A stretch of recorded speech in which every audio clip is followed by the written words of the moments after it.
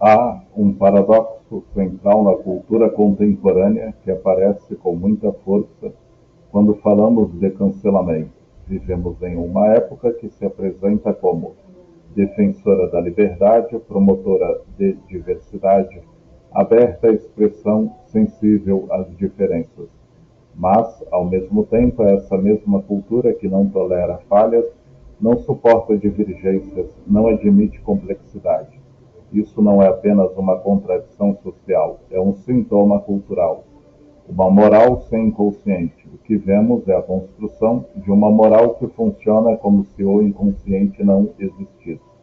Essa moral parte da ideia de que o sujeito deveria ser coerente o tempo todo, deveria controlar completamente sua fala, deveria ser transparente a si mesmo, deveria estar livre de contradições. Mas a psicanálise desmonta essa ilusão. Freud nos mostra que o sujeito não é senhor de sua própria casa. Há desejos que escapam, laços, ambivalências, formações do inconsciente. O humano não é uma identidade estável. Ele é um processo. A intolerância à divisão subjetiva. O cancelamento aparece quando essa divisão própria do sujeito se torna intolerável socialmente. O erro não é mais visto como algo que acontece a alguém. Ele é visto como revelação da verdadeira essência da pessoa. É uma lógica essencialista. Se você fez isso, você é isso. Não há espaço para conflito interno, transformação, elaboração, ambivalência. Mas é justamente isso que constitui o sujeito psicanalítico. O medo da complexidade. A complexidade gera angústia porque ela impede respostas simples. E reconhecer que alguém pode errar e ainda assim ter valor, mudar ao longo do tempo, ser contraditório, obriga o sujeito a reconhecer a própria divisão. É mais fácil reduzir o outro a um rótulo do que sustentar a ambiguidade. O cancelamento oferece essa simplificação. Ele transforma o humano, que é complexo, em uma identidade fixa e condenável. O que a psicanálise ensina? A psicanálise parte de uma premissa oposta à lógica do cancelamento. O humano é dividido, contraditório e falho. Não se trata de justificar tudo, mas de reconhecer que o sujeito é atravessado por forças que ele mesmo não domina completamente. O erro não é um acidente externo, ele é parte da condição humana. O ponto crucial: quando a cultura tenta eliminar o erro, ela tenta eliminar a própria estrutura do sujeito, porque um sujeito sem falha, sem divisão, sem ambivalência, não é um sujeito psíquico. É uma idealização imaginária. Eliminar o erro é eliminar o sujeito. E quando o sujeito desaparece, sobra apenas a imagem ideal, que ninguém consegue sustentar. O resultado é uma sociedade cheia de discursos corretos e sujeitos silenciosos, culpados e temerosos de existir fora do script moral dominante. O que a psicanálise propõe como saída? Diante dessa lógica superegóica que estrutura o cancelamento, a psicanálise não responde com relativismo nem com absolvição geral. A psicanálise não diz que nada importa. Ela também não diz que o erro não existe. Mas ela introduz algo que está ausente na cultura do cancelamento, um modo diferente de lidar com a falha humana. Enquanto o cancelamento expulsa, a psicanálise escuta. Enquanto o cancelamento fixa o sujeito ao erro, a psicanálise o coloca em movimento. Responsabilidade subjetiva. A psicanálise trabalha com responsabilidade, mas não com linchamento. Responsabilidade subjetiva não é você é isso, é o que isso diz de você, o que se repete aqui, qual é sua implicação nisso. O foco não é punir, é elaborar. Elaboração implica reconhecer o ato, compreender suas determinações inconscientes, assumir a própria parte na cena.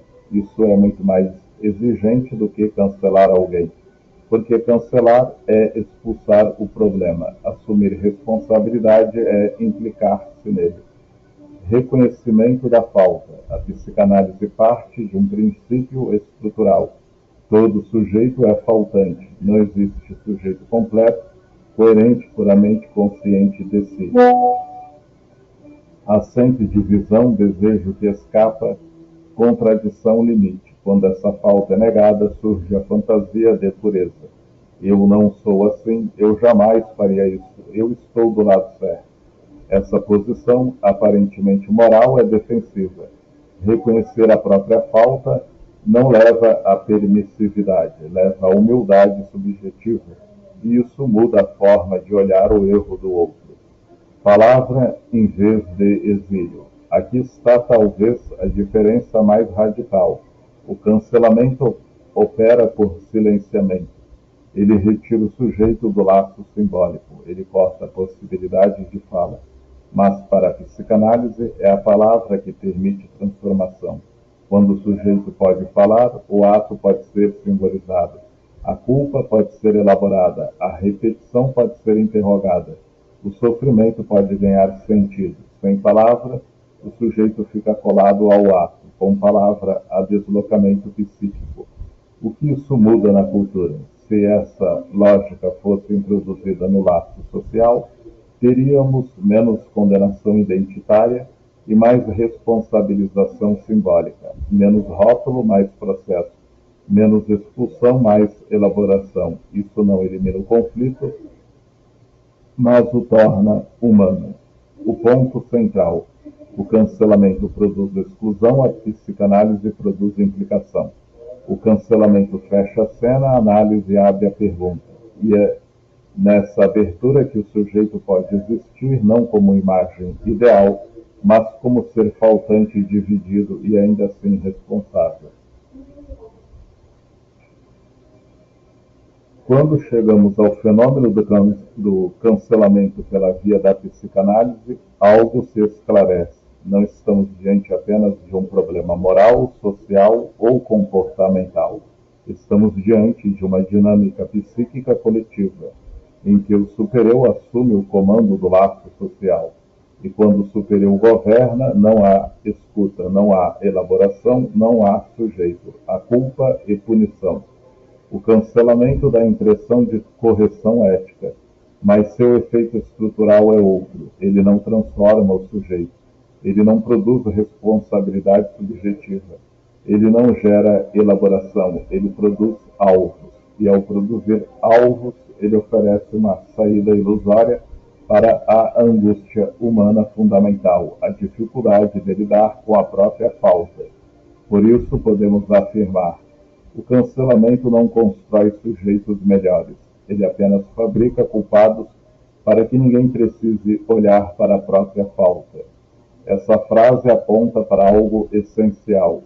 Enquanto a culpa estiver sempre localizada fora, o sujeito não precisa se confrontar com sua divisão interna.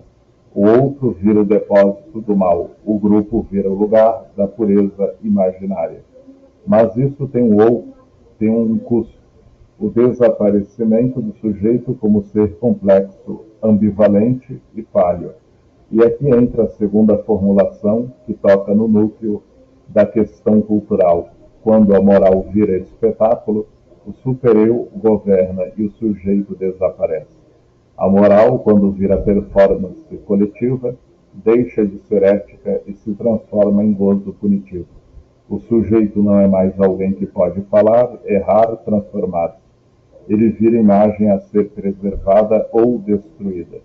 A psicanálise, ao contrário, sustenta algo difícil, mas profundamente humano, que não existe pureza psíquica, que não existe sujeito sem falha, que não existe vida sem contradição. E é justamente aí, na falta, na divisão, na incompletude, que o sujeito pode existir de verdade.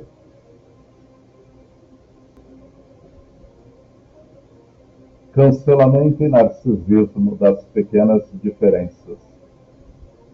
Freud descreve que grupos tendem a se unir não apenas pelo amor ao semelhante, mas pelo ódio ao quase semelhante. No cancelamento, a agressividade não é dirigida ao totalmente diferente.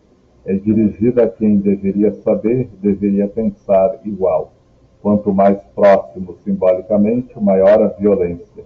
O cancelado é tratado como traidor da moral do grupo. O outro como depósito do mal. Mecanismo clássico. Clivagem moral. O grupo se organiza como nós, igual o bem, ele, igual o erro, a falha, o desvio. Isso cria uma fantasia infantil de pureza coletiva, mas o mal não desaparece, apenas muda de lugar. Cancelamento e gozo do supereu. Lacan mostra que o supereu não é apenas lei, ele ordena, goza. No cancelamento, o gozo aparece como prazer em denunciar, excitação coletiva, sensação de superioridade moral, euforia de pertencimento ao grupo certo. A punição vira espetáculo de gozo. O desaparecimento da culpa. Paradoxalmente, quanto mais moralismo coletivo, menos responsabilidade subjetiva individual. O sujeito diz, não sou eu, é a causa. A massa absolve o indivíduo de pensar. Cancelamento como defesa contra a angústia. A angústia surge diante da falta, da ambivalência, da dúvida. O cancelamento oferece alívio rápido, simplifica a realidade, elimina a ambiguidade, produz certezas, define culpados claros. É uma defesa contra o vazio e a incerteza. A função da humilhação pública. Historicamente, a humilhação sempre foi ferramenta de controle social. Nas redes, não há mediação simbólica, não há limite temporal, não há esquecimento. O sujeito fica fixado ao erro como identidade. Isso é devastador do ponto de vista psíquico. O superior digital é infinito, diferente da comunidade local. Hoje o tribunal é global, não há contexto, não há história, não há relação, só há julgamento. O olhar do outro se torna onipresente. O efeito clínico dos sujeitos. Na clínica contemporânea aparecem medo extremo de se expor, dificuldade de sustentar opinião, sensação constante de estar sendo observado, supereu hiperativo, culpa difusa, vergonha crônica. O sujeito se vigia o tempo todo. Cancelamento e fragilidade do laço social. O laço social exige conflito, diferença, falhas, reparações. O cancelamento rompe o laço em vez de trabalhá-lo. Ele substitui conflito por exclusão. A posição do analista diante disso. A psicanálise sustenta um lugar raro. Não é tribunal, não é moral, não é linchamento. É espaço onde o sujeito pode errar em palavras, dizer o indizível, elaborar a própria falha. A clínica é o oposto do cancelamento. O cancelamento tenta produzir sujeitos perfeitos. A psicanálise trabalha com sujeitos possíveis. Ou onde o superior coletivo grita, a psicanálise escuta.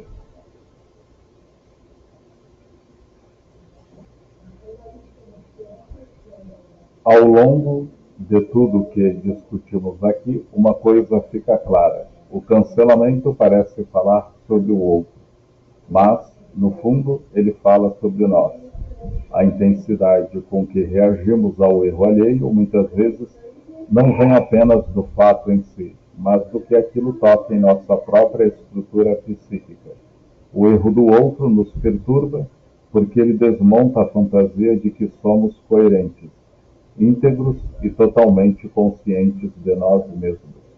Ele expõe algo que preferimos recalcar. Somos falhos, somos contraditórios, somos atravessados por desejos que nem sempre controlamos. E isso gera angústia. Diante dessa angústia, há duas saídas possíveis. Uma é expulsar o erro para fora, localizar o mal no outro e preservar a ilusão de pureza. A outra é mais difícil, mas mais transformadora. Reconhecer que aquilo que condenamos fora também diz algo da condição humana que nos habita. É nesse ponto que a psicanálise se diferencia radicalmente da lógica do cancelamento. Ela não começa acusando, ela começa escutando. Ela não reduz o sujeito ao seu ato. Ela pergunta pelo sentido, pela história, pela repetição, pela implicação. Ela não apaga a responsabilidade, mas a desloca da punição para a elaboração. Por isso, podemos encerrar com essa ideia central. O erro do outro nos incomoda tanto porque revela aquilo que tentamos esconder de nós mesmos. A psicanálise não cancela o sujeito, ela o escuta. E escutar, nesse contexto, não é ser permissivo, é sustentar a complexidade do humano. É admitir que só há transformação onde há palavra, simbolização e reconhecimento da própria falta, porque onde só há julgamento, o sujeito se cala, e onde o sujeito se cala, o sofrimento se repete.